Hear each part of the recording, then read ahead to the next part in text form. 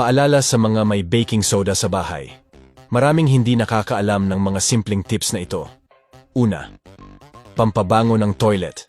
Ibuhos ang baking soda, cologne, puting alak, sabon panglaba, at tubig sa isang bote.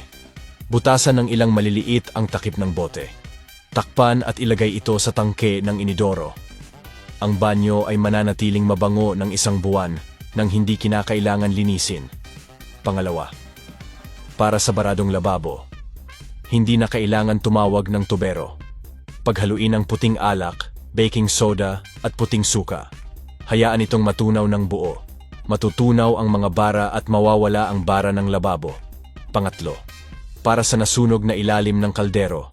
Paghaluin ang asin na pwedeng kainin, baking soda, puting suka, Sprite, at sabon panghugas ng plato.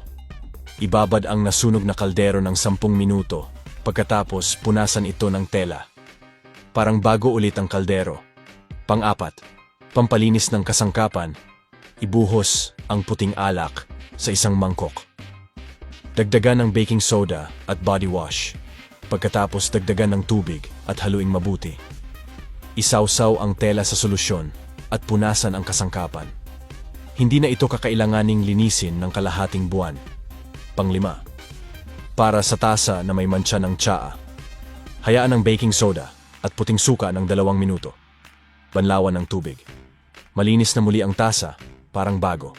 Pang-anim, para sa mga kasangkapan. Ibuhos ang dish soap, baking soda at puting suka.